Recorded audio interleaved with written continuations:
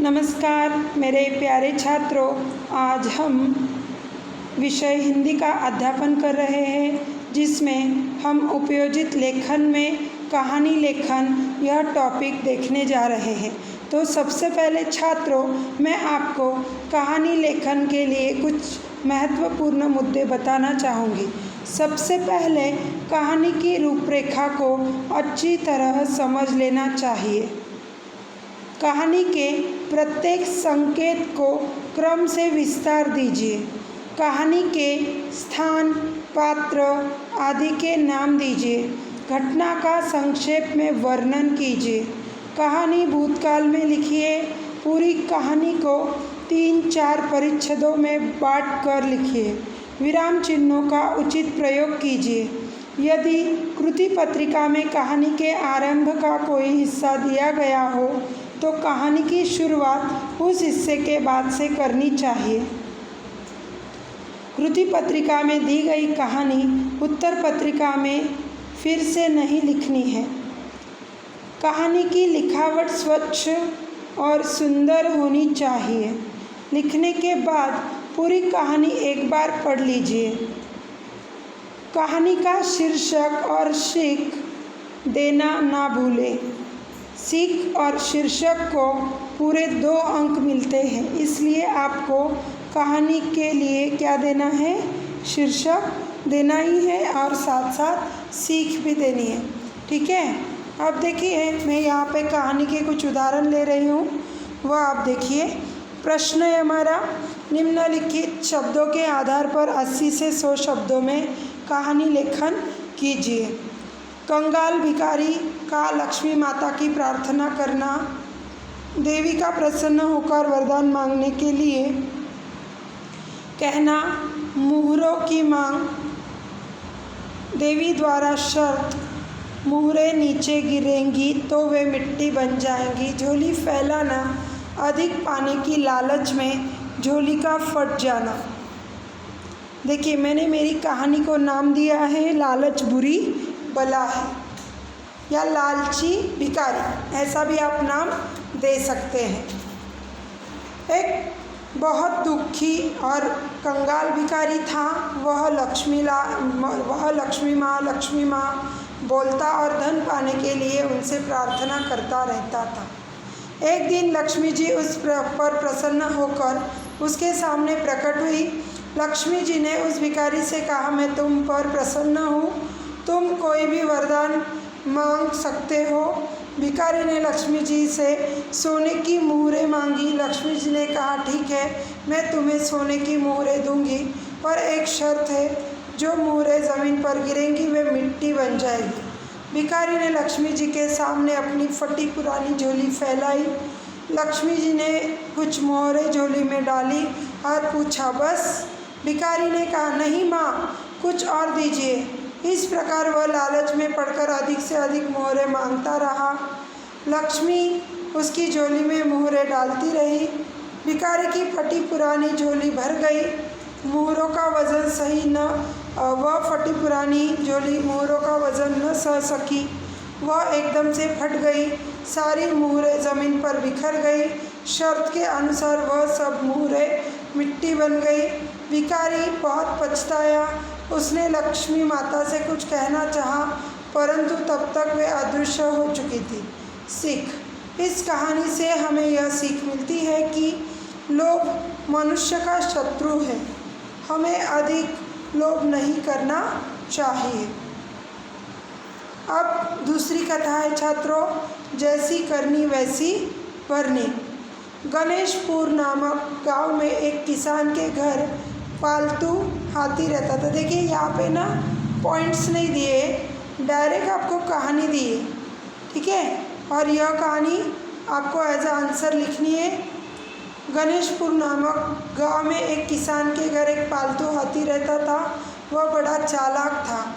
वह नियमित रूप से प्रतिदिन सवेरे के समय तालाब पर पानी पीने जाता था। उस रास्ते में एक दर्जी की दुकान पड़ती थी।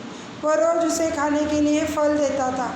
हाथी इस उपकार का बदला चुकाने के लिए तालाब से लौटते समय दर्जी को एक कमल का फूल देता था। इस प्रकार दोनों में गहरी दोस्ती हो गई। एक दिन दर्जी ने मन में सोचा, क्यों न आज हाथी के साथ मजाक करूं। जब हाथी प्रतिदिन के नियमानुसार फल लेने आया तो दर्जी ने फल के बदले हाथी के सूंड में सुई चुभा दी। हाथी खून का घूंट पीकर तालाब पर चला गया। रास्ते में मन ही मन बदला लेने की युक्ति सोचने लगा। तालाब से लौटते समय वह अपनी सूंड में कीचड़ भरकर लाया, दर्जी की दुकान में डाल दिया। दुकान में रखे सारे नए कपड़े खराब हो गए। दर्जी अपनी करतूत से हुई हानि देखकर पछताने लगा। इस कहानी से हमें यह सीख मिलती है, जैसा बीज बोओगे वैसा ही फल पाओगे, या फिर और एक, जैसा कर्म करोगे वैसा फल पाओगे। ठीक है। अब छात्रों, एक नई तरीके की कहानी आपके सामने पेश हो रही है, जिसमें सिर्फ और सिर्फ आपको शब्द दिए गए। स्त्री, अन्ना, पत्थर, चोरी, महात्मा, न्याय। आपको क्या करना है, यह जो कहानी है, इन शब्दों को आपकी कहानी में लाना है। रामपुर नामक गांव में लोग आनंद की ज़िंदगी व्यतीत करते थे। एक बार स्त्री ने किसी के घर से अन्न चुराया, क्योंकि मांगने पर भी उसे कुछ खाने को नहीं मिलता था। वह चोरी करते हुए पकड़ी गई। लोगों ने स्वयं निर्णय लिया कि इसे सज़ा दी जाए। लोग उसे पत्थर फेंकने लगे। वह चिल्लाने लगी, पर किसी ने उसकी एक न सुनी। उसी समय वहाँ एक महात्मा गुजर रहे थे वहाँ से। उन्होंने जब यह देखा तो इसका कारण पूछा। लोगों ने उस अन्न चुराने वाली की सारी घटना कह सुनाई और कहा कि अब आप ही इसका फैसला करें। महात्मा ने लोगों से कहा कि इसे दंड अवश्य मिलना चाहिए, क्योंकि इसने पाप किया है। यह सुनकर गाँव वाले प्रसन्न होकर उसे दंड देने के लिए उतावले हो गए। महात्मा ने उन्हें रोका और कहा, पहला पत्थर वह मारे जिसने जीवन में कोई भी पाप नहीं किया हो। यह सुनकर सब लोग एक दूसरे का मुंह देखने लगे, क्योंकि वहाँ ऐसा कोई नहीं था जिसने कभी कोई पाप न किया हो।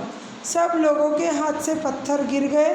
सभी ने महात्मा से क्षमा मांगी, उस स्त्री को माफ़ कर दिया। इस कहानी से हमें यह सीख मिलती है कि सबसे बड़ा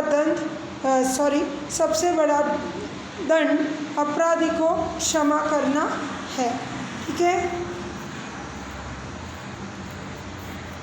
इस तरह आज हमारा यह जो कहानी लेखन का जो टॉपिक है वह पूरी तरह क्या हुआ है, ख़त्म हुआ है।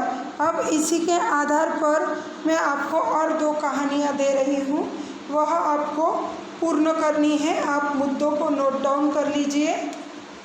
स्टार्ट। एक सुंदर वन डैश इंद्र का आगमन डैश वन का सौंदर्य देखना, सूखे पेड़ पर तोते को देखना डैश सवाल पूछना डैश तोते का जवाब डैश इंद्र का वरदान डैश सीख। देखिए, ये जितने मुद्दे मैंने आपको दिए हैं वह सभी मुद्दों पर आपको एक नई कहानी बनानी है। और एक दे रही हूँ, देखिए, और एक कहानी है, आप लिख लीजिए। एक लालची आदमी डैश कड़ी तपस्या करना डैश देवता का प्रसन्न होना डैश वरदान डैश दौड़कर जितनी ज़मीन घेरोगे उतनी तुम्हारी डैश दौड़ते रहना डैश थककर गिरना डैश मृत्यु डैश सीख। तो छात्रों, यहाँ पे मैंने जो आपको कहानी लेखन दिया है, यह दोनों कहानियाँ और जो मैंने सिखाई है वह दोनों कहानियाँ आपको क्या करनी है, लिखनी है। बहुत इजी है और आपको ध्यान रखना है नियमों के अनुसार कहानी सुलभ और सरल होनी चाहिए। दोनों कहानियों को आपको शीर्षक और सीख देना है। साथ ही साथ आपको इन कहानियों में क्या करना है, भूतकाल में यह कहानियाँ लिखनी है। धन्यवाद।